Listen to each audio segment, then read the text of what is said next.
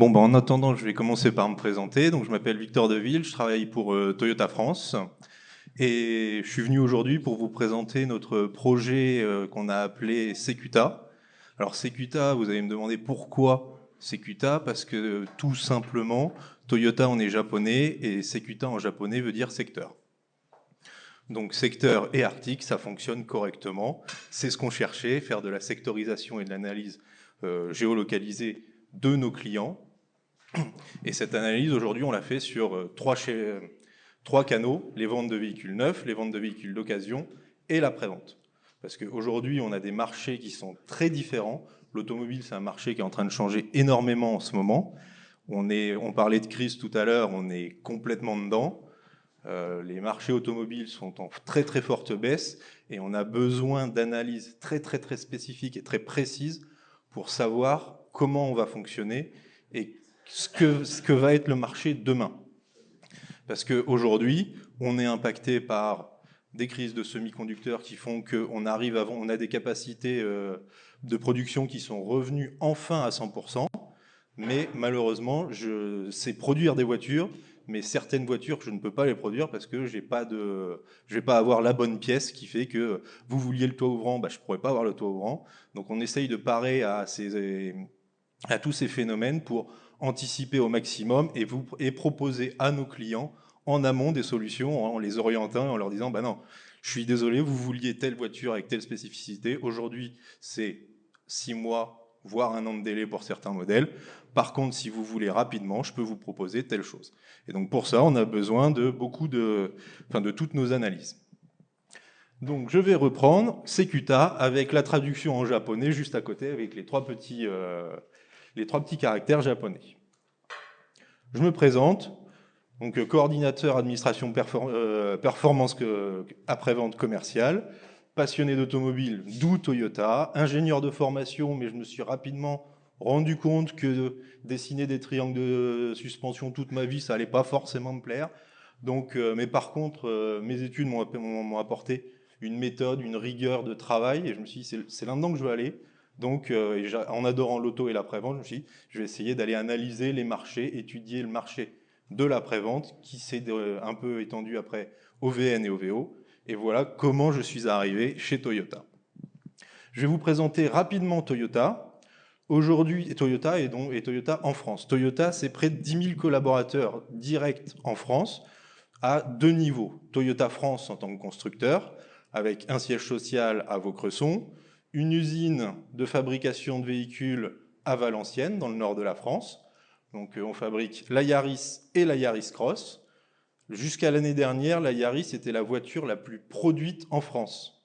C'est-à-dire qu'on produisait plus de Yaris en France que Renault ne pouvait produire de Clio en France.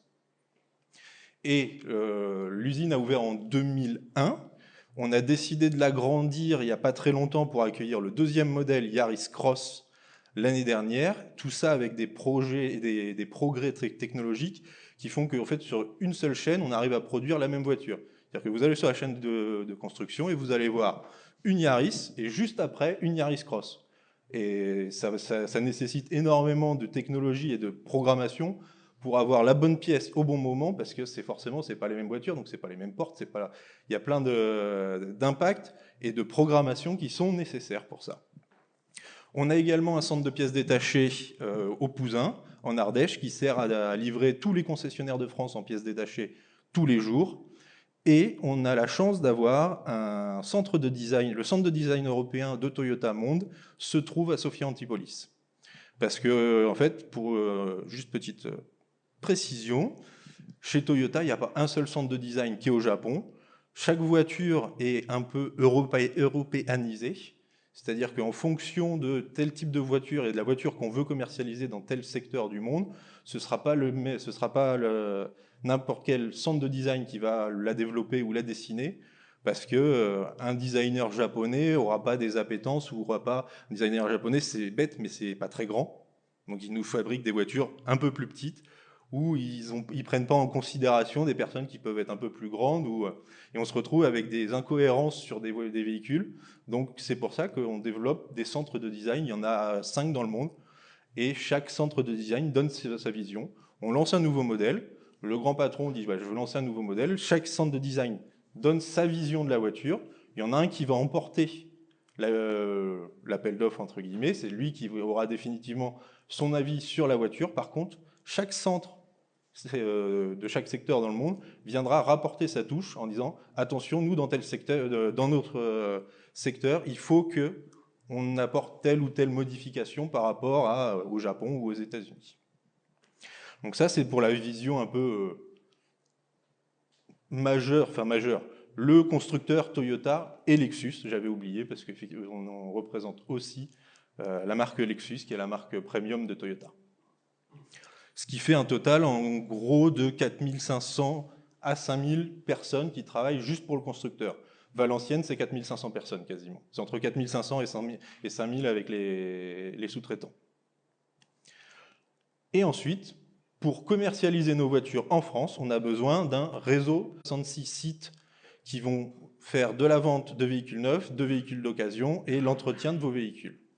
Et ensuite, on a différents schémas d'agents qui vont permettre, en fait, pourquoi est-ce qu'on a tous ces 86 sites de petites réparations? Ce sont des petits sites qui permettent, notre vision, c'est que chaque client Toyota ait un point Toyota à moins de 30 minutes de chez lui, qui puisse venir faire réparer sa voiture assez rapidement, enfin qu'il n'ait pas à faire 50 km, parce que autant vous allez pouvoir vous déplacer pour acheter une voiture, faire l'acte d'achat, vous allez vous dire, un client qui est à 50 km, il va le faire, mais s'il n'a pas un point de réparation à moins de 30 minutes, ça sera beaucoup plus compliqué, il ne viendra pas forcément acheter la voiture, parce que demain, il a un petit ennui, un voyant qui s'allume ou quelque chose, même si Toyota étant fiable, ça ne s'allume pas.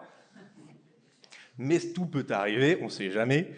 Donc, faut que ce client-là puisse avoir accès à nos techniciens et à l'expertise Toyota à moins de 30 minutes de chez lui. Toyota en quelques chiffres. Donc en 2021, ça c'est les chiffres France. Pour info, je ne sais pas si vous le savez, mais Toyota c'est le premier constructeur mondial aujourd'hui. Ça fait déjà plus de 2 ans qu'on a la place de numéro 1 mondial devant des Volkswagen, General Motors, Ford, Chrysler et tout. Même Stellantis qui est devenu quand même un gros acteur français, mais on est devant eux. Et en France, l'année dernière on était 6e. À aujourd'hui, on est 5e, et si je ne regarde que les voitures, que les ventes à particuliers, c'est-à-dire vous et moi, on est 4e à aujourd'hui. Donc je pense qu'il y en a beaucoup dans la salle qui ne pensaient pas forcément à Toyota. On voit beaucoup d'autres marques. On a en tête un qui est juste devant nous, justement, l'année dernière, où on en voit beaucoup, mais aujourd'hui, depuis quelques années, on est en train de devenir et d'arriver en France à être le premier importé. Si on met Dacia, parce qu'en France, on considère Dacia comme un Français. Et comment est-ce qu'on a réussi à faire ça? Comment est-ce qu'on a réussi à gagner cette place-là? On l'a gagné avec une technologie particulière qui aujourd'hui est démocratisée, mais l'électrification et l'hybridation des véhicules, nous, chez Toyota, ça fait 25 ans qu'on en parle. La première Prius, elle est sortie il y a 25 ans. En France, il y a 25 ans, vous pouviez acheter une voiture hybride.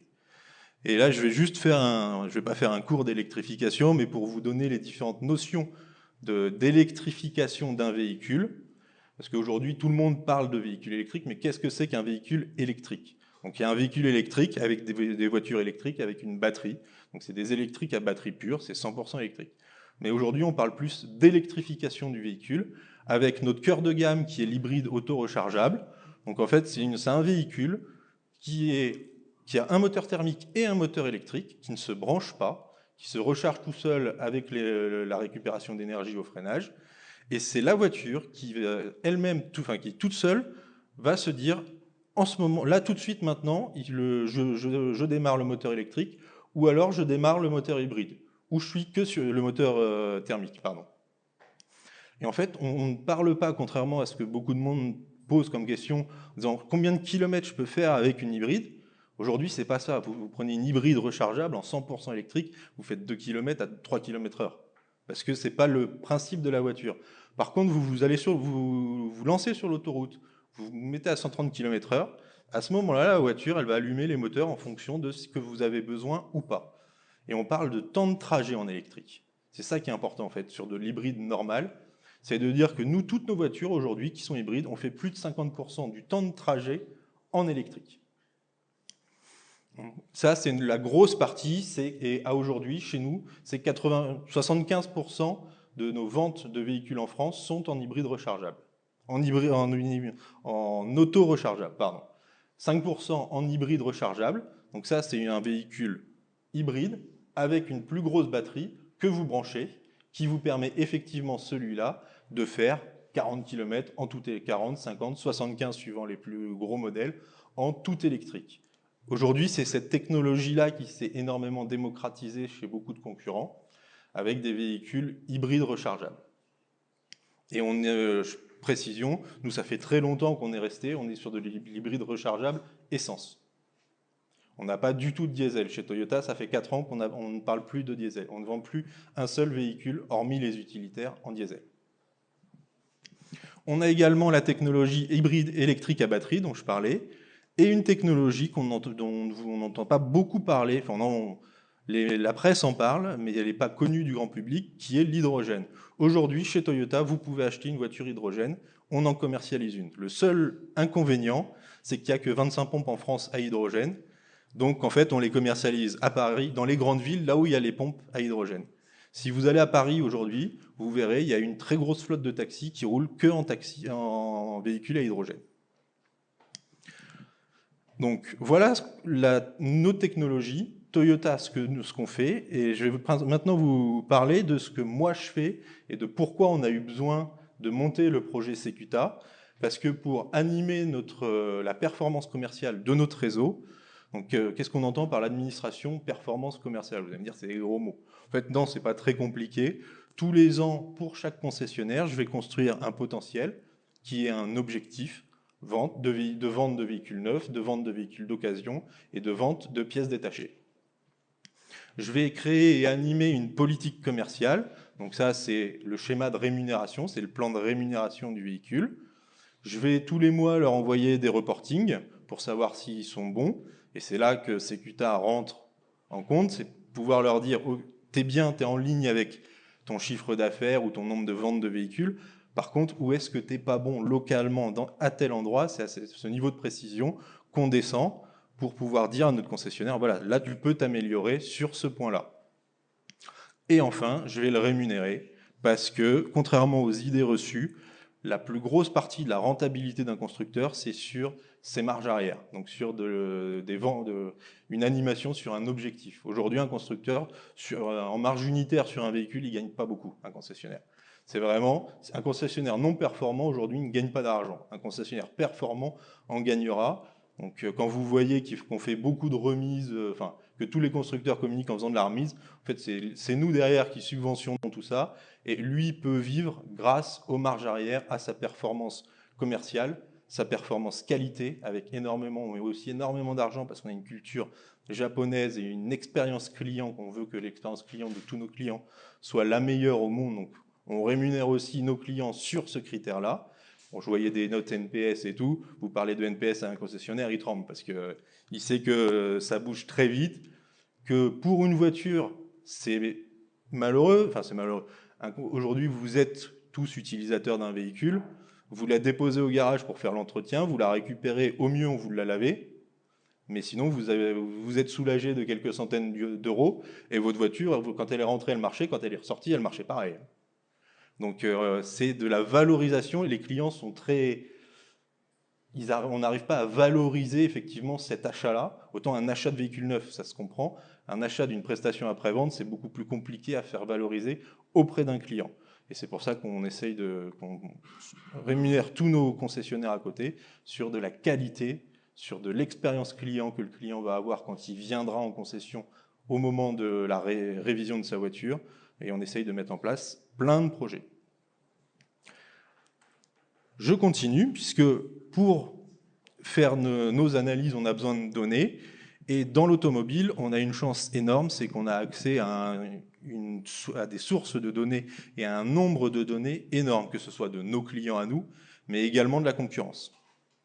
Parce qu'aujourd'hui, quand vous achetez un véhicule, il est enregistré dans le système d'immatriculation des véhicules. Ce qui est aujourd'hui, c'est 44 millions de voitures sur le parc français. Donc on a 44 millions de lignes avec un nombre d'informations et de colonnes qui est juste hallucinant. parce que je peux descendre et faire mon analyse. Vous allez me dire à la marque, oui, au modèle, oui, mais je peux descendre jusqu'à la motorisation, la couleur, les options, on a accès à tout. Donc ça nous permet de faire des études de marché pour se dire, des études de marché qui vont nous dire, ok, là on s'est peut-être trompé, parce qu'aujourd'hui, quand je prends une voiture et que je décide de commercialiser une voiture, je vais choisir la liste d'options. Mais en fait, suivant les régions, suivant les pays, on n'a pas forcément les mêmes options. Il y a des pays, en Espagne, l'option siège chauffant, ils ne la proposent pas, par exemple. C'est bête, mais c'est des choses comme ça. Et c'est pour ça que de temps en temps, vous voyez des voitures qui sont importées et vous allez voir le concessionnaire en disant bah, je ne comprends pas, j'ai ma voiture, c'est la même que celle que vous avez dans le showroom, mais je n'ai pas les sièges chauffants, je n'ai pas tout. Oui, parce que chaque pays donne ses spécifications et va mettre sa petite touche en disant moi, c'est ça que je veux. Et avec le parc français et nos analyses, on arrive à savoir ce que tous les constructeurs font, et c'est ce qui nous permet, nous, justement de mener nos actions et de dire, avant de commercialiser, voilà comment je vais construire ma gamme de véhicules. Je vais proposer tous ces véhicules-là à la vente, parce que tous les concurrents sont dessus aussi, donc il faut que j'ai une offre à proposer en face de chaque concurrent. Toutes les données qu'on va récupérer par le parc, elles nous servent également à mettre en place des programmes marketing après-vente. Parce qu'aujourd'hui, je sais quand on a l'information de j'ai vendu mon véhicule, quand c'est un véhicule neuf, si c'est un véhicule d'occasion que le concessionnaire a vendu, j'ai l'information, mais aujourd'hui, une majorité des occasions passent en direct avec Le Bon Coin, La Centrale, des achats comme Autohero, rachetezvotrevoiture.com. Tous ces sites-là, une fois que la voiture elle change de main, nous n'avons plus l'information. Et notre but, c'est d'aller récupérer cette information, de dire cette voiture-là, elle a changé de propriétaire, il faut trouver le moyen, c'est la complexité de RGPD maintenant, il faut trouver le moyen de contacter le client et de lui dire monsieur le client, vous venez d'acheter une Toyota, bienvenue dans la marque, voilà tous les services qu'on vous propose, vous pouvez et voici le concessionnaire qui peut être le plus proche de chez vous. Et donc, oui, voilà, le niveau de détail. Aujourd'hui, le niveau de détail, je vais surtout m'orienter là sur le niveau de détail au niveau vente de véhicules neufs, parce que les grands canaux, en fait, on arrive à descendre à des niveaux. Donc, il y a des canaux de distribution. Le particulier, c'est vous et moi qui achetons notre voiture familiale. Les sociétés, avec le plombier, l'agriculteur, l'électricien qui va acheter son véhicule. On a après les loueurs longue durée. Les loueurs longue durée, c'est toutes les voitures de fonction ou de société que vous pouvez avoir et qui sont financées via des financeurs de constructeurs ou via vos banques, par exemple. Les loueurs courte durée, Hertz, ADA, tous les loueurs de voitures que vous pouvez trouver pour louer une voiture quand vous partez en vacances. Et il existe un marché que nous créons, constructeurs avec tous les véhicules de démonstration. Parce qu'aujourd'hui, quand vous allez en concession, que vous voulez essayer une voiture, il faut bien qu'à un moment, on l'ait mise à la route. Donc cette voiture-là, nous, ça ne sera pas un véhicule neuf, on la revendra derrière en véhicule de démonstration ou d'occasion. Mais c'est tout un marché qu'on essaye de maintenir pas le plus gros possible, parce que ça pourrait être des immatriculations tactiques, de se dire je me finance une part de marché en payant moi-même les véhicules, sauf que derrière, comme ils ont roulé, on est obligé de donner, enfin il y a plus de remise qui est faite par rapport à un véhicule neuf, donc il y a tout un équilibre à trouver sur le canal constructeur et véhicule de démonstration pour pas qu'il explose et qu'il aille trop fort. Et ensuite, une fois que j'ai ça, je redescends par segment. Donc les segments automobiles, en gros, c'est les modèles automobiles. Et depuis quelques années, avant, c'était bien, c'est un peu comme les notations de la banque. On avait A, B, C. Maintenant, on a A, B, B SUV, C, C SUV. Ils ont tout multiplié par 2.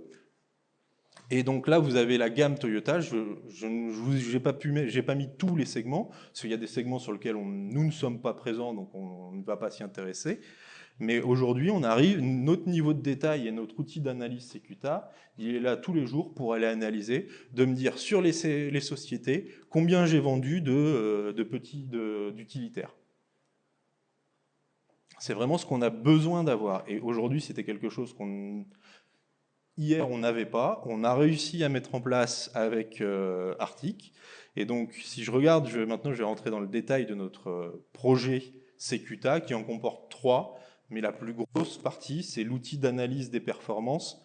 Alors, en immatriculation VN, en immatriculation VO et en rétention après-vente, parce qu'aujourd'hui, ce qu'on regarde aussi de plus en plus, c'est j'ai un parc, donc on a vu qu'il y avait 44 millions de voitures qui roulaient en France, on a 2 millions de Toyota qui roulent aussi en France aujourd'hui.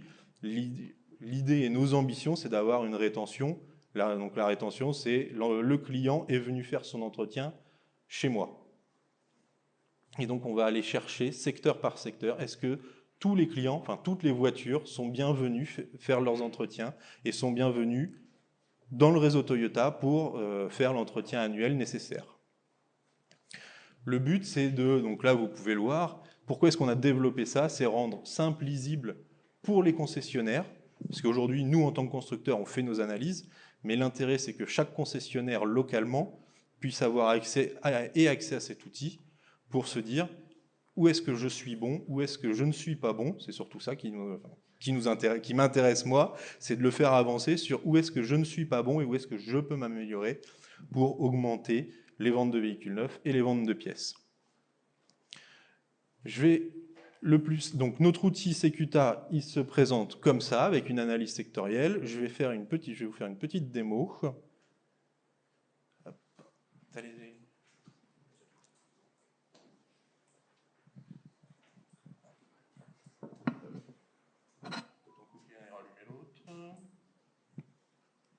On va le faire comme ça. Non, ça va le faire. Donc, notre outil, il est pour les deux marques, bien entendu, Toyota et Lexus, avec la vente et la prévente. Donc sur la vente, aujourd'hui, nous, ce qu'on veut, c'est que le concessionnaire, assez rapidement, il puisse se positionner et avoir une vision de lui, comment il est sur son secteur et comment il est par rapport à la France aussi. Parce que s'il peut se dire, en fait, je suis très bon sur mon secteur, mais par rapport aux ambitions de la marque qu'on va lui donner, si son secteur, c'est un secteur local, parce que tous nos objectifs, on va vraiment on le détermine à la voiture près et au type de voiture près. Je ne vais pas arriver en lui disant, toi, tu dois faire 200 voitures. Je vais lui montrer comment il doit faire 200 voitures, avec quelle voiture il doit vendre et pourquoi. Parce que c'est les analyses de marché qui ont montré ça. Et en fonction de chaque secteur, en fait, les secteurs ruraux, par exemple, vont avoir des parts de marché sur les pick-up qui vont être beaucoup plus importants qu'à Paris, où, bien qu'on voit des choses très bizarres à Paris, avec des pourcentages d'immatriculation, mais bon, ça c'est une autre histoire. Et donc on descend à ce niveau-là. Et là, donc c'est le... Hop. Je vais me connecter comme si j'étais un concessionnaire, c'est dans ce sens-là. Parisien. Le but... Ah oui, elle donc, alors faites pas attention aux chiffres, c'est pas les beaux, ils sont arrêtés il y a très longtemps, mais le but de nos analyses, c'est de partir très large pour arriver vraiment, enfin comme un entonnoir. On te donne la photo large de ton secteur, ce qui se passe et comment ça se passe, et j'analyse, je descends pour trouver vraiment l'endroit, le code iris où ça va pas, entre guillemets. Donc, je me suis connecté en tant que concessionnaire.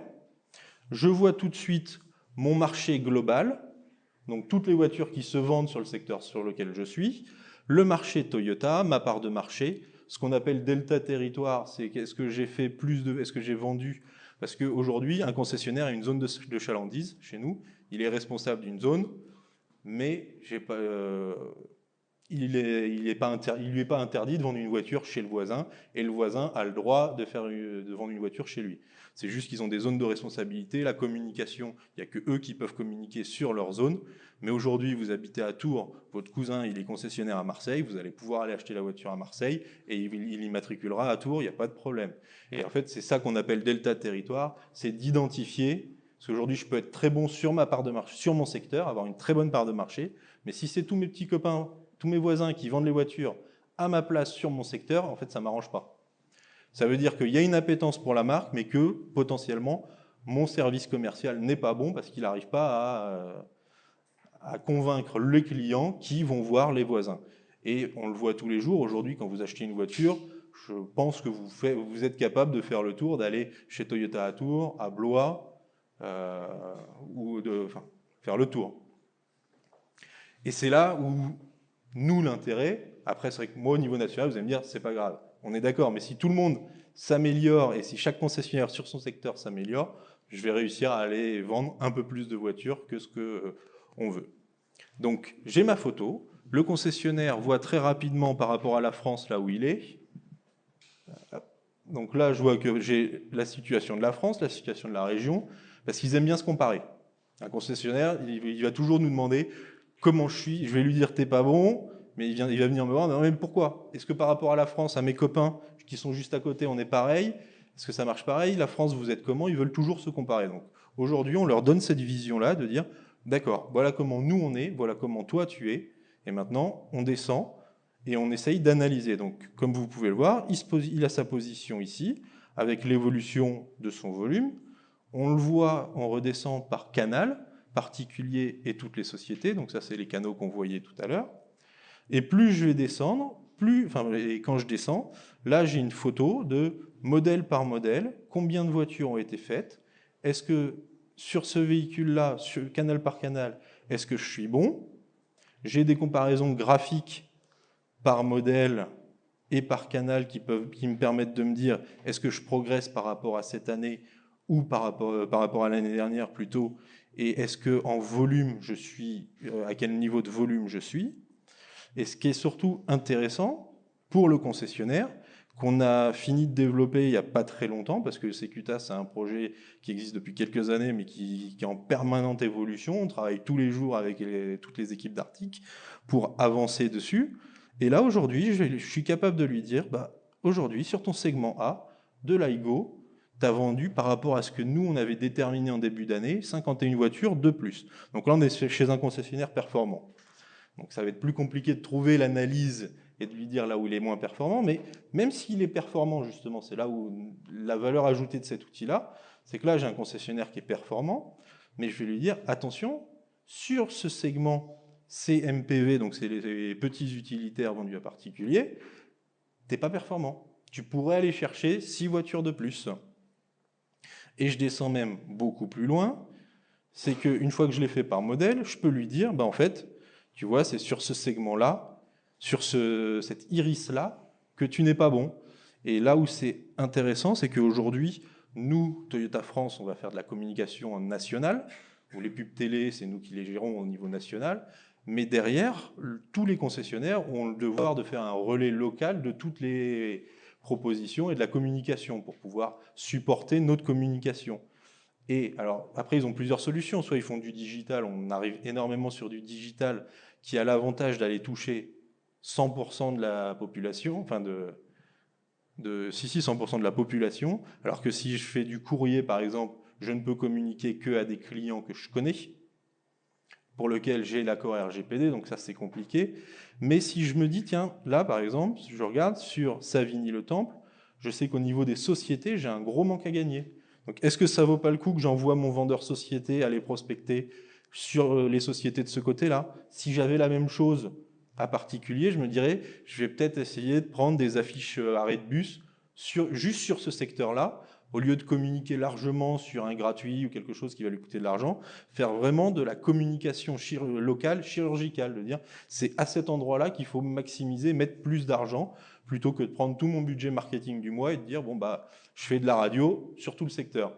C'est très bien, on ratisse large, mais ça vaut peut-être le coup de faire un peu plus, de dépenser un peu plus sur certains secteurs, avec des nouveaux outils ou d'autres outils sur un secteur très particulier. Donc là, c'est mon analyse et c'est la photo que j'ai avec le concessionnaire, que tous les concessionnaires utilisent donc tous les mois. Et ensuite, s'ils veulent descendre dans le détail, ils ont la possibilité. Alors eux, ils n'ont pas, bien entendu, pas le. Ils ont directement accès à leur secteur puisqu'on leur donne pas les données des copains. Ça, il n'y a que nous qui les avons. Ils ont la possibilité d'avoir les mêmes tableaux, toutes les données en mode tableau, mais on a aussi développé tout l'intérêt de la solution, la cartographie, pour que ce soit très visuel. Ça charge un petit peu.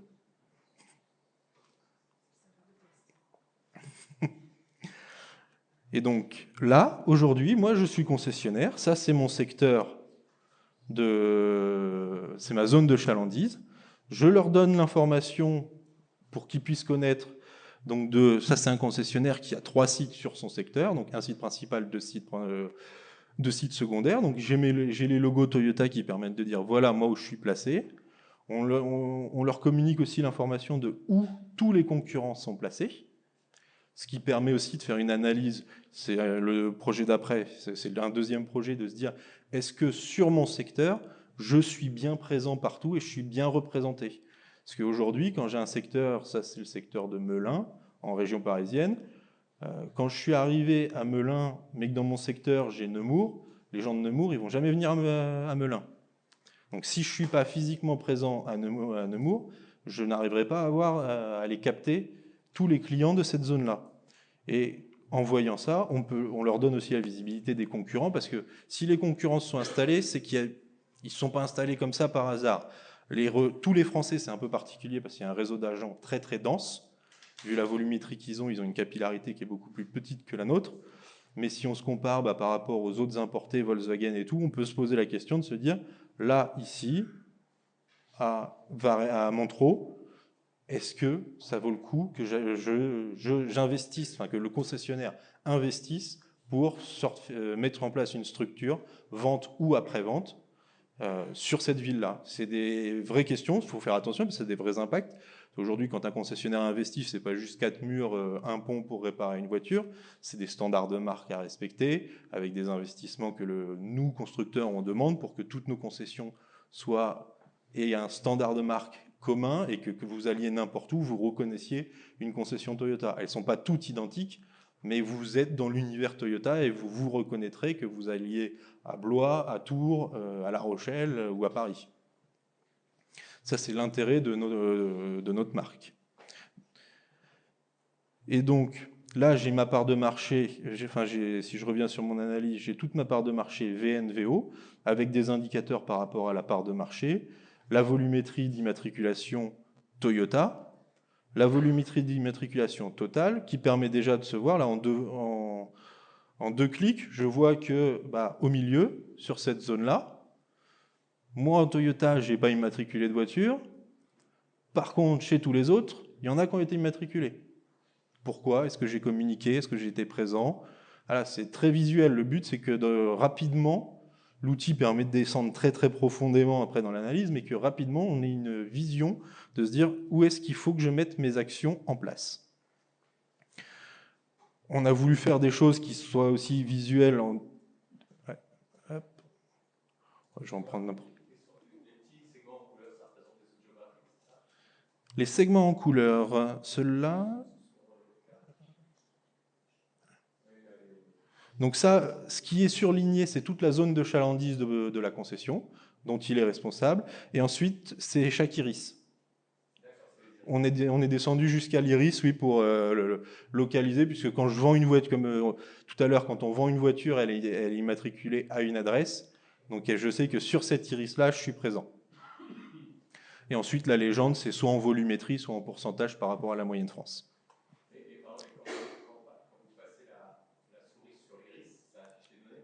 Quand je passe la souris sur l'iris, oui, ça affiche les données. Et on est justement en train de le développer pour afficher un peu plus de données et que rapidement, ils puissent voir telle voiture. Enfin, sur cette iris-là, j'ai tant de voitures.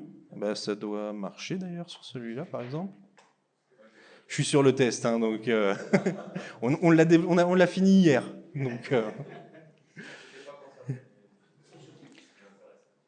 Donc là, par exemple, ce qu'on appelle déperdition interne et externe, comme ça peut vous paraître un peu grossier, mais là, c'est le secteur du concessionnaire, et je sais qu'il a vendu à Corbeil-Essonnes 26 voitures, sur un secteur qui n'est pas à lui.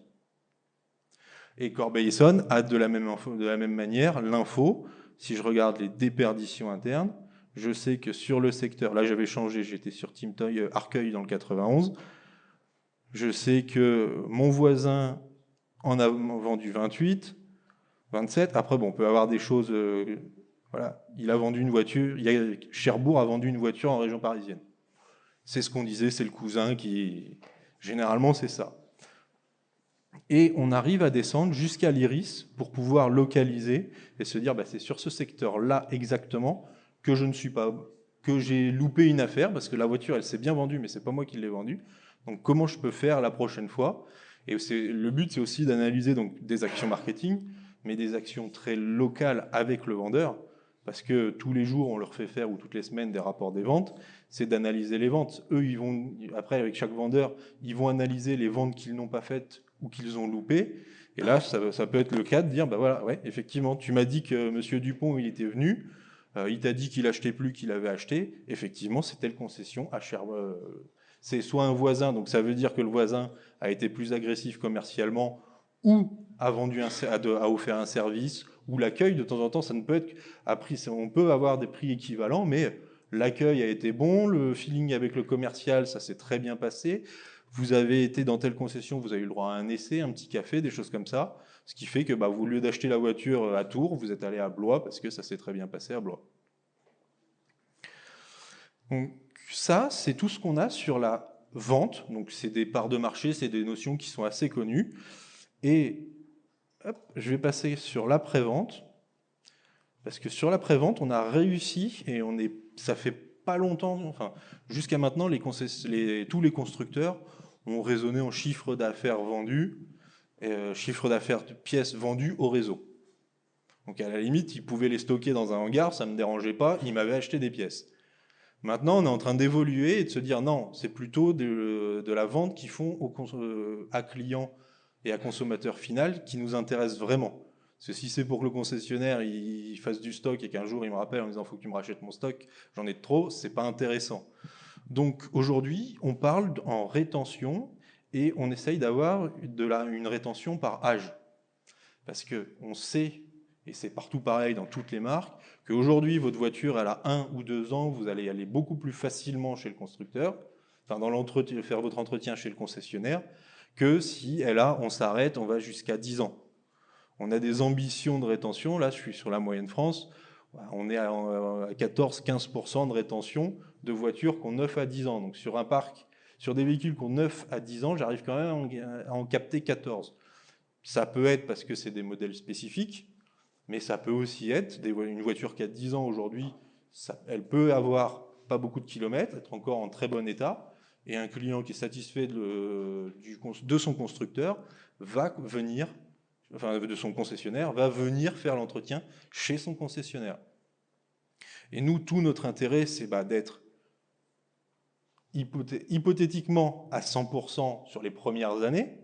Malheureusement, on voit que le chat et compagnie font très bien leur pub et nous piquent nos clients en nous disant la garantie constructeur est préservée. Oui, c'est vrai, puisqu'on est à 60% sur les 2 premières années. Alors qu'il y a quelques années, quand on communiquait aussi et vous aviez le couperet de si tu fais pas ton entretien chez le constructeur, tu perds la garantie. Donc ça, c'était vrai, c'est plus vrai. Donc on se bat, on met des programmes marketing, on essaye de mettre en avant des choses. Et ensuite, quand on voit les volumes qu'on peut avoir sur les années suivantes, nous, ça nous permet de mettre en place et de développer des programmes marketing tels que, aujourd'hui, chez Toyota, vous avez une voiture qui a moins de 10 ans, moins de 160 000 km, vous venez faire l'entretien, vous repartez avec 1 an de garantie. Aujourd'hui, on est les seuls à le proposer. Donc, c'est des arguments qu'on peut mettre en place grâce à ces analyses-là et de se dire, en fait, oui, c'est un investissement pour nous parce que c'est plus dangereux pour nous et ça nous coûtera plus cher d'aller garantir une voiture qui a 8 ans qu'une voiture qui a 2 ans. Mais on met en place, mais l'analyse de tous les chiffres va nous dire, il y a une volumétrie de véhicules, tu as une rétention et un taux de panne qui est à tel niveau. C'est intéressant de proposer des programmes comme celui-là. Et c'est pareil, donc comme OVN, on fait par tranche d'âge et par canal, donc les particuliers, les sociétés, parce que des véhicules sociétés sont un peu plus des véhicules de société roulent plus et sont un peu plus entretenus qu'un particulier qui va plus facilement louper son entretien, je veux dire, enfin, ou faire durer la période où il va venir faire son entretien. On l'analyse par modèle, parce qu'on peut se dire, tiens, il y a des modèles où on est bon, les clients qui achètent telle voiture viennent systématiquement chez nous, et ceux qui achètent d'autres voitures ne viennent pas. Et ça nous permet de descendre. Je n'ai pas sélectionné de concession. Pardon. Pardon?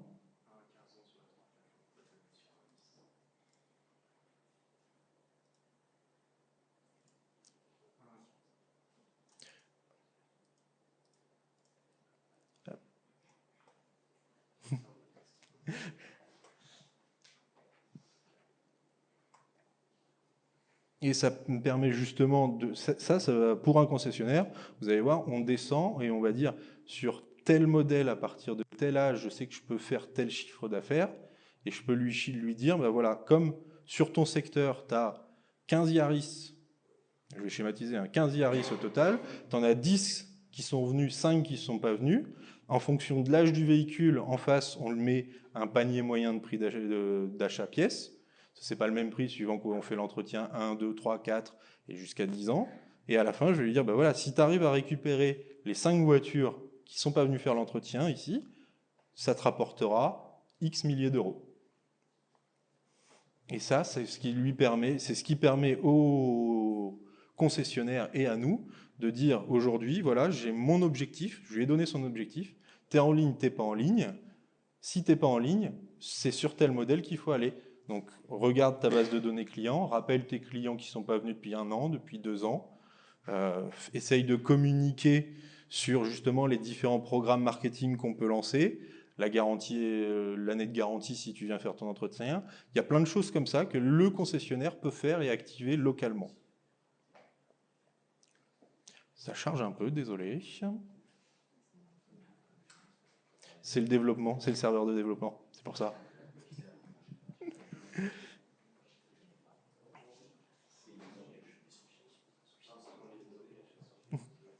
Et donc, on avait sur le VN, et à chaque fois, on a tout déployé, on a dupliqué, que ce soit la vente des véhicules neufs, les véhicules d'occasion ou la prévente, le delta territoire. Je vais aussi lui dire à mon concessionnaire, bah, sur ton territoire, tu as tant de voitures qui sont immatriculées, par contre, fais attention, elles font bien l'entretien chez Toyota, mais elles le font chez ton voisin.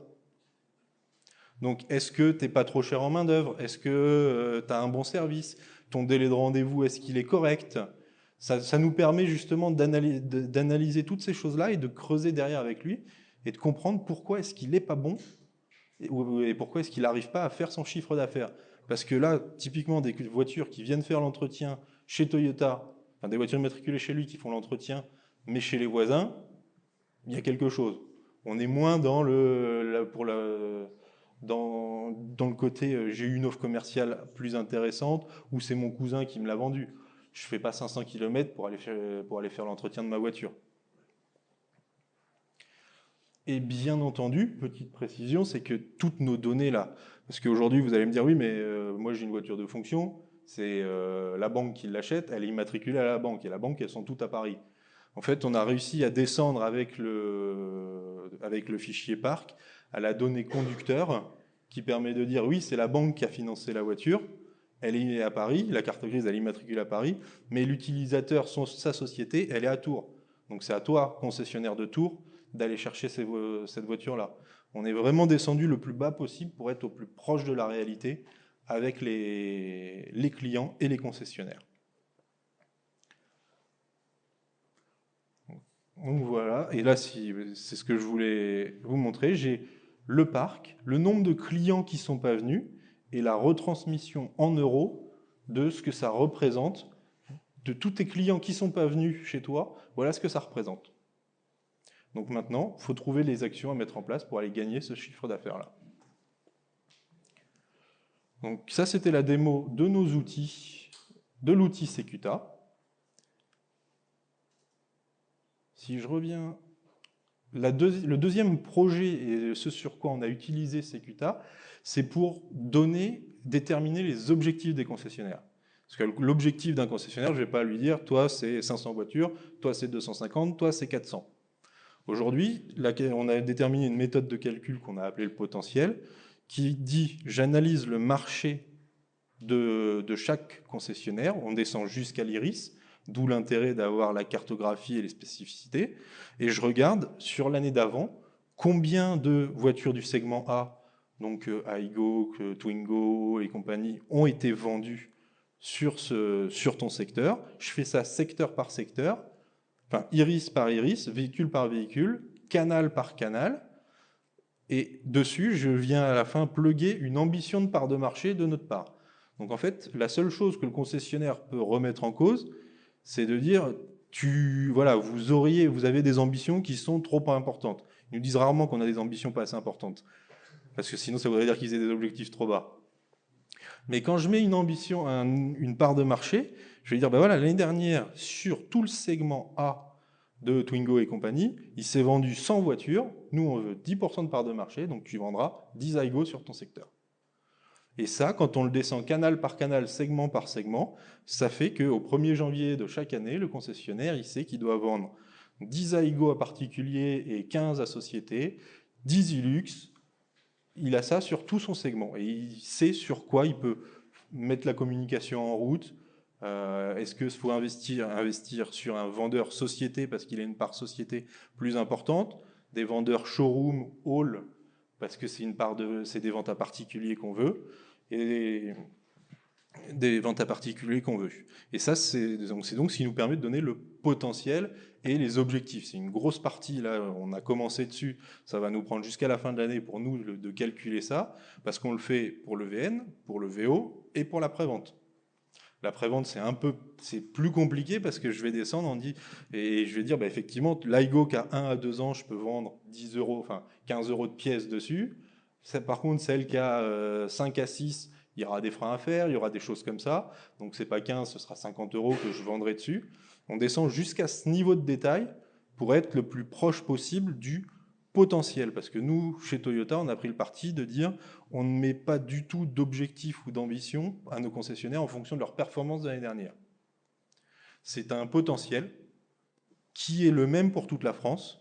Et après, tu arrives à l'atteindre ou à le surperformer dessus, tant mieux, mais c'est pas parce que tu surperformes que l'année... Il y en a beaucoup qui nous disent, ouais, mais si j'achète trop chez toi cette année, l'année prochaine, tu vas le prendre en compte et tu remettras une louche. Non, c'est la photo de ton marché, soit VN, ou alors de ton parc, qui fait que on veut que tu ailles chercher telle ambition en chiffre d'affaires vente, en vente de véhicules d'occasion et en vente de véhicules neufs. Donc ça nous a énormément aidé, l'outil nous a énormément aidé, parce que on arrive, cet outil-là, on détermine modèle par modèle, mais ce qu'on fait, c'est que comme je prends la photo du parc d'un concessionnaire, je peux avoir des spécificités locales. Par exemple, alors ici j'en ai pas, mais à Rennes, il y a une usine Peugeot, donc je sais naturellement que la volumétrie et que les parts de vente Peugeot seront beaucoup plus importantes sur Rennes que sur n'importe quelle autre ville. Donc il y a un moment, il faut que j'adapte la performance et nos ambitions, parce que sur Rennes, je n'arriverai pas à aller chercher toute la même ambition que sur une autre ville. A contrario, à Valenciennes, j'explose les ventes de Toyota. Mais c'est pas parce qu'il y a une part de marché à 50% que je vais lui mettre une part de marché à 50% en Toyota. Non, je la rabats, on réadapte et on met à la performance nationale. On regarde la performance nationale et on dit, si tel constructeur sur tel iris est à plus de 120%, 130, 140 en fonction des marques, on remet la performance à 100%, la moyenne France. Comme ça, c'est un potentiel le plus juste possible. En fait, ce qu'on veut, c'est qu'un concessionnaire ne puisse pas discuter venir nous voir et nous dire vous vous êtes trompé, c'est pas bon. Non, c'est la photo de ton marché, de ton parc, et voilà nos ambitions. Tu as le droit de nous dire qu'on a trop d'ambition. Ok, ça on va travailler, on va discuter ensemble, mais c'est la photo de ton parc, donc si tu acceptes nos ambitions, tu es capable d'aller chercher ces objectifs-là et ces potentiels. Et enfin, le dernier outil qu'on a développé, c'est un outil d'aide au maillage du territoire. C'est de dire, aujourd'hui, où est-ce que je suis? Donc on a vu qu'on avait 266 sites. 266 sites, ça me permet d'écouler un certain nombre de milliers de véhicules. Mais on a vu qu'on était à 100 000 voitures l'année dernière. Il y a 5 ans, on en vendait 60 000. Entre il y a 5 ans et aujourd'hui, il a fallu que j'augmente naturellement mon nombre de concessionnaires. Soit j'augmente mon nombre de concessionnaires, Pour la prévente, c'est pareil, il faut que je puisse être aux 30 minutes le plus proche possible. Est-ce que je construis un nouveau site? Est-ce que, parce qu'il y a un moment, j'ai deux solutions. Soit j'écarte les murs pour mettre des techniciens, c'est un pont aux 4 colonnes, ça prend une place. J'ai de la place dans mon local, donc je peux mettre des ponts. Quand j'ai plus de place, j'écarte les murs ou je construis. Est-ce que je construis plus grand sur la ville où je suis, ou quand je suis à Tours et que j'ai Romorantin, ça doit être dans le secteur de Tours, je pense. Est-ce que ça vaut le coup que j'investisse à Romorantin en investissant, en achetant un bâtiment et en mettant du monde dedans? Et tout ça, comment on le fait? On le fait avec la cartographie de données qui nous permet de voir les flux de population, enfin les données de population, avec il y a combien de personnes dans telle ville. Ce qui est intéressant, c'est de voir aussi les flux de travail, les flux de déplacement des personnes, parce que on peut se dire que, bah, en fait, oui, ça, il faut peut-être aller à Romorantin, mais ça, pour le concessionnaire de Tours, non, c'est pas intéressant, parce que les gens qui sont à Romorantin, ils vont à Vierzon. Ou, enfin, c'est pas ça, mais dans l'idée, c'est de se dire, voilà, ton secteur, il est là, mais si le flux de personnes et le flux de travail à domicile, il t'emmène en dehors de ton secteur, pour toi, c'est peut-être pas intéressant de construire et d'investir dans un bâtiment à cet endroit-là. Donc ça, ces cartographies, elles nous aident beaucoup pour développer notre réseau. Et ensuite, on fait un comparatif avec celle du bas, l'analyse des concurrents. C'est ce qu'on voyait tout à l'heure. Alors on le voit avec juste les logos, on le voyait avec les logos, mais où est-ce qu'ils sont? Et puis quand on le rapproche par rapport à la population, on voit que, bah oui, ils sont aux endroits où il y a le plus de population, c'est logique. L'attractivité, le revenu moyen des clients, parce qu'en fonction des véhicules qu'on va vendre, bah, je vais avoir des clients qui seront plus enclins à acheter des véhicules ou pas. Ce qu'on regarde beaucoup, c'est l'âge de la population. Parce qu'aujourd'hui, l'âge moyen d'un acheteur de véhicules, il est plutôt entre 50 et 60 que plus jeune. Il y a des spécificités sur toutes les marques. Il y a une marque espagnole que je ne citerai pas, c'est la plus jeune, ils sont à 38 ans en âge moyen d'un achat véhicule. Donc aujourd'hui, on sort plein de petites voitures pour des jeunes et tout, mais si sur le secteur, c'est effectivement un endroit où je n'ai qu'une population très jeune, ça vaut peut-être pas le coup que je m'installe, parce que oui, ils vont avoir une voiture, mais avec les nouveaux modes de consommation, eux, ils vont louer la voiture, ils vont pas l'acheter. Donc, est-ce que ça vaut le coup que moi j'aille investir en tant que concessionnaire un bâtiment pour vendre une voiture alors qu'ils vont la louer, éco-partage, plein de choses. Donc, ça nous permet d'analyser tous ces systèmes-là et de nous dire Toyota. Et on a commencé cette démarche-là.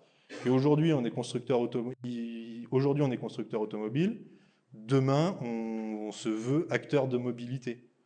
Vendre des solutions, avoir un parc de voitures qu'on louera à l'occasion, vendre des vélos cargo, des trottinettes électriques, plein de choses, ou se dire qu'une voiture, elle appartient pas à une personne, mais moi je l'ai en parc, elle appartient à 4 personnes en même temps et qu'on l'utilise le plus.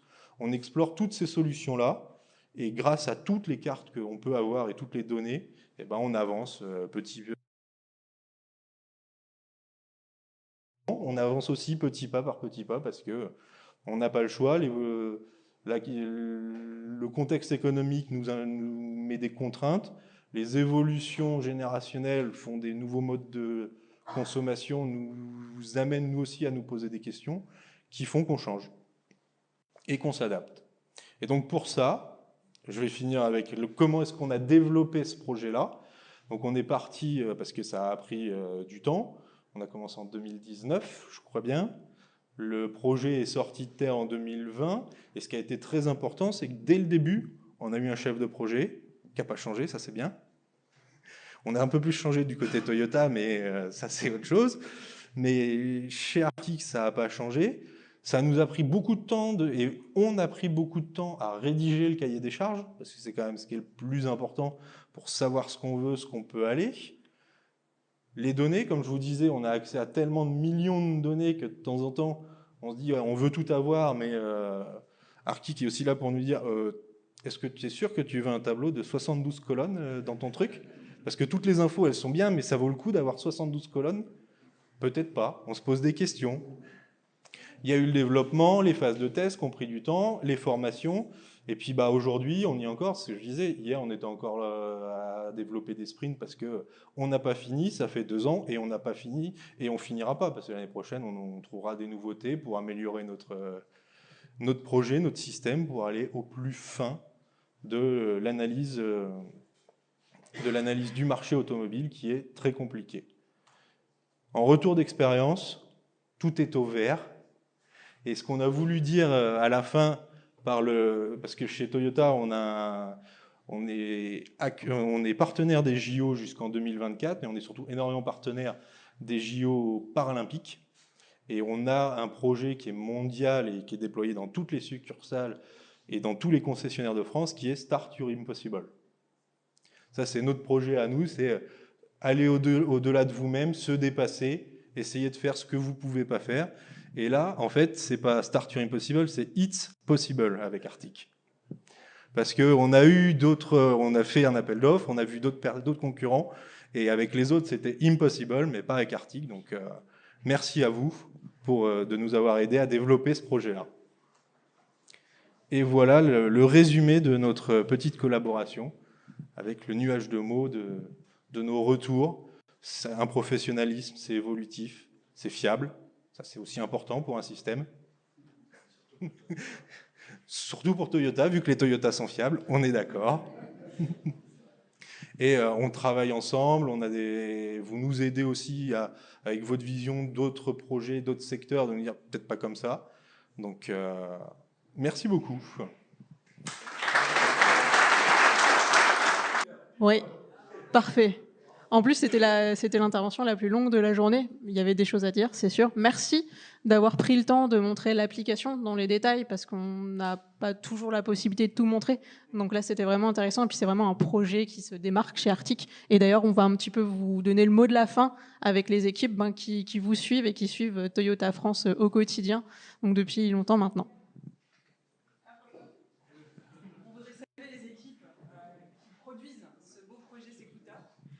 En attendant, pour les personnes qui sont dans le chat, n'hésitez pas à poser les questions. Je sais qu'on est un peu pressé par le temps. Au pire, on les collecte et puis on va les poser à Victor si on peut et on vous y répondra dans le chat.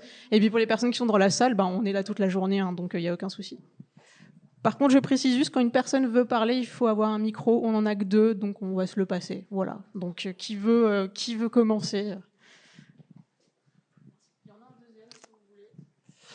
Merci Victor pour cette super présentation. C'est toujours très utile d'avoir des retours de nos clients, de voir comment ils perçoivent nos solutions et vos besoins métiers qui évoluent sans cesse. Donc c'était très intéressant. Merci beaucoup pour ta présentation. Donc là, on a fait venir toute l'équipe de développement du pôle projet. Donc merci à vous. Oui, voilà, c'est ça. Donc Nicolas et Thibaut qui sont les principaux développeurs de la solution, et c'est aussi Mathieu et David qui sont intervenus un peu plus, un peu plus ponctuellement, mais voilà, on est en capacité d'avoir autant de développeurs sur un projet, et qui sont tous là depuis plus de 5 ans maintenant. Donc voilà, merci à vous. Merci.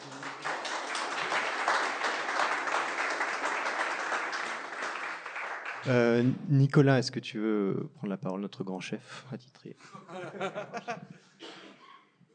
Allô? Oui. Non, mais c'est vrai qu'effectivement, la collaboration avec Toyota, elle date. Enfin, c'est vrai. C'est-à-dire que historiquement, c'est un client qu'on apprécie beaucoup. Parce que vous êtes carré, déjà, et que vous avez des besoins qui sont assez conséquents. Et c'est vrai qu'on a travaillé avec vous sur la partie après-vente, sur le premier projet en 2008. Donc ça avait commencé d'ailleurs par une application de sectorisation, historiquement. Il doit y avoir d'ailleurs Laurent qui avait développé le produit qui doit être par là-bas. Et après, du coup, ça a continué, ça a évolué. Je pense qu'on a eu beaucoup de besoins différents, y compris d'études, comme on le voyait tout à l'heure. Et effectivement, à force de parler, à force que nos solutions marchent, je pense aussi, vous nous avez demandé d'élargir justement notre spectre d'intervention en allant sur la vente, sur la pré-vente, sur le VN, sur le VO, sur les potentielles ventes, bientôt sur les potentielles pré-ventes, enfin voilà. Et du coup, c'est comme ça que ça s'est fait. Et c'est en 2019 qu'on est passé à l'acte, hein, concrètement. Le projet, je pense que la première version, Martin, tu me confirmeras, mais entre le moment où on a débuté et le moment où on a déployé, il y a eu quoi, 5-6 mois, un truc comme ça, peut-être. Voilà, sachant que c'était quand même gros comme application. Et puis, ce qu'il y a eu d'intéressant, c'est surtout les méthodes de travail, hein. Enfin, du coup, là, tu pourras détailler davantage. Mais en gros, on était en méthode agile, donc on est toujours, hein. Donc, toutes les 2 semaines, du coup, on fait des sprints. On vous les fait valider. Et ça, c'est aussi quelque chose qu'on a apprécié, c'est votre disponibilité, du coup. Parce qu'il y a notre disponibilité à nous, mais il y a la vôtre aussi pour pouvoir tout valider. Et c'est ce qui fait aussi qu'aujourd'hui, le projet fonctionne aussi bien, quoi. Donc merci aussi beaucoup, et puis merci pour ce témoignage passionnant. Voilà.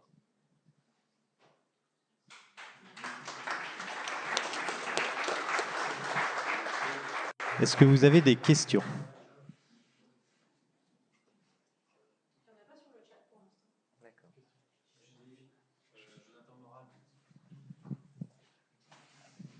Merci. Jonathan Moral, donc je suis responsable d'analyse et de pilotage de réseaux de prestataires, donc utilisateur aussi des solutions d'Arctic. J'avais une question sur le deuxième projet qui est celui d'automatisation des calculs d'objectifs. Je le trouve passionnant, hein, bien sûr. J'aurais voulu savoir un petit peu comment se répartissaient les rôles entre l'équipe Arctic et Toyota sur le développement de ce type d'algorithme. Alors, je vais peut-être répondre à ça, du coup. Alors, effectivement, quand on a récupéré le projet du calcul des potentiels ventes, on a travaillé avec les équipes Toyota pour la définition de l'algorithme. Alors, il y avait déjà un algorithme qui tournait, mais il n'était pas écrit, il était chez un autre prestataire, il était un peu perdu, en fait, on va dire. Et donc, on a travaillé à la réécriture de cet algorithme, avec Nicolas, principalement, il s'en rappelle bien. Donc, ça a été évolutif, hein, parce qu'on a... et empirique. Donc, ça, c'est des méthodes chez Toyota, l'empirisme, ils connaissent. Hein. C'est eux qui l'ont inventé. Voilà, on a eu une expression de besoin sous forme d'un récit, hein, avec des phrases, et nous, on a transformé ça en algorithme assez simple, hein, finalement, enfin, et faisable, surtout faisable. Et par cycle d'itération, donc on proposait une première version et on l'affinait au fur et à mesure pour tester les modèles, mais aussi surtout pour faire parler le besoin. Voilà, de l'affiner au fur et à mesure. Donc ça nous a pris quelques sprints, mais on a réussi maintenant à faire quelque chose de stable. On a fait une évolution là avant l'été pour apporter encore plus de précision par rapport au tour d'expérience qu'ils ont eu que Toyota a eu du modèle de l'année dernière. Donc maintenant, on a une deuxième version de l'algorithme. Voilà.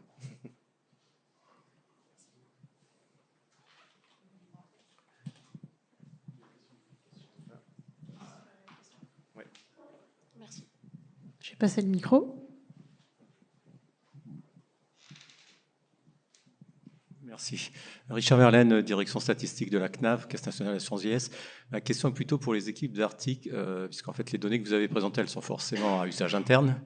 Ma question va être plus opérationnelle. Un site comme ça, sous réserve que vous faites le développement, est-ce qu'on peut l'exporter pour le mettre sur un site internet ouvert au public? Ou est-ce que ça nécessite des adaptations particulières ou des logiciels particuliers? Je ne sais pas si ma question est claire. Oui, très clair. Non, merci pour cette question. Alors, c'est un outil web, donc il n'y a pas de difficulté technique à ce qu'il soit sur Internet.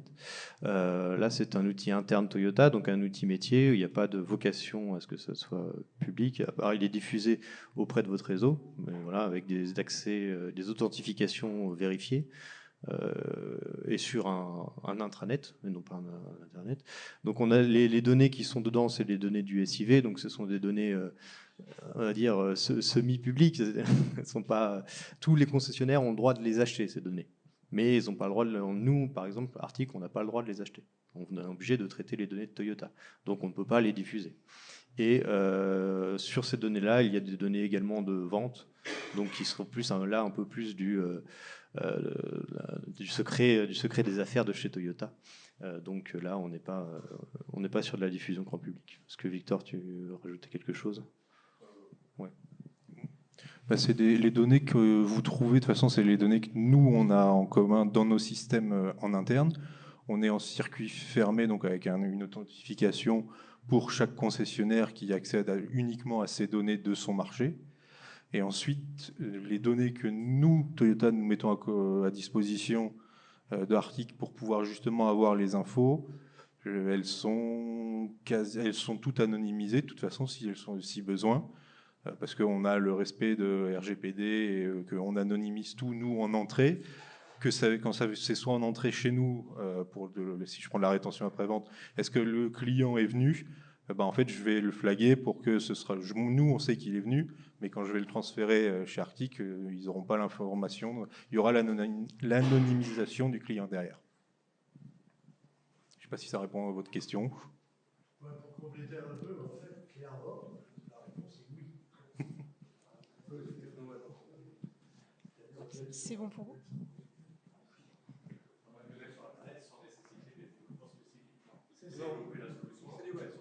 Oui, c'est un outil web, donc il n'y a pas de difficulté technique à ce qu'il soit sur. C'est un choix de la part. Est-ce qu'il y a d'autres questions ? Ok. Je voulais juste faire une petite Ouais, moi, dans ce cas-là, s'il n'y en a pas, je poserais bien une question. Toyota s'est fait remarquer par le fait qu'il était moins victime de la pénurie de composants que les autres. Est-ce que ça a un rapport avec cette méthode d'analyse ? Oui, c'est un rapport très très important puisque Toyota a inventé, alors je suis mauvais dans les dates, mais il y a quelques années, il y a quelques dizaines d'années, le TSP, Toyota System Production, qui aujourd'hui c'est quelque chose qui a été communiqué, Toyota l'a inventé, l'a développé dans ses usines. En fait, c'est un principe de production de véhicules qui impose énormément de contrôle et tout, en permanence, de vérification, d'anticipation. Donc ça, c'est tout un process qui a été développé en interne pour Toyota. Et maintenant, il est à disposition, vous tapez Toyota System Production sur Google, il est à disposition de tout le monde, et tout le monde vient chez nous et nous demande chez Toyota à savoir comment est-ce qu'on l'optimise et tout. Donc il y a des choses qu'on ne dira pas, qu'on garde chez nous. Mais c'est ce système ces process et ces anticipations qui ont fait qu'on a pu avoir comment est-ce qu'on a vécu la crise, comment est-ce qu'on a eu moins d'impact, c'est qu'on a anticipé beaucoup plus en amont, mais depuis tout le temps, pour avoir des stocks, des liens avec les fournisseurs, qui ont fait qu'en fait, on a vécu la crise beaucoup plus tard que tout le monde. Donc nous, on est arrivé en rupture de stock quand les autres y étaient déjà depuis plusieurs mois. Et parce qu'il y a un moment, on est quand même arrivé en rupture de stock. Faut pas ça arrive à tout le monde. Et la machine commençait à redémarrer. Donc on a pu redémarrer assez rapidement. Bon, après, il y a d'autres impacts qui sont arrivés. Le transport avec les containers qui ne sont pas aux bons endroits par rapport aux usines. Il y a plein de choses comme ça qui font qu'on a quelques impacts. Mais le Toyota System Production fait qu'on a pu vivre la crise facilement. Et Toyota, avec ses fournisseurs, a des relations depuis très longtemps et à tout niveau, qui fait qu'on ne change pas de fournisseur tous les 4 matins. Donc ça permet aussi d'avoir c'est moi qui est là depuis le plus longtemps. Quand tu redémarres, après c'est chacun qui joue, mais ça joue aussi les ententes avec les fournisseurs qui font qu'on maîtrise on essaye de maîtriser la chaîne de production et la chaîne d'approvisionnement le plus longtemps et le plus propre possible. C'est donc pas étonnant que vous soyez client d'Arctic.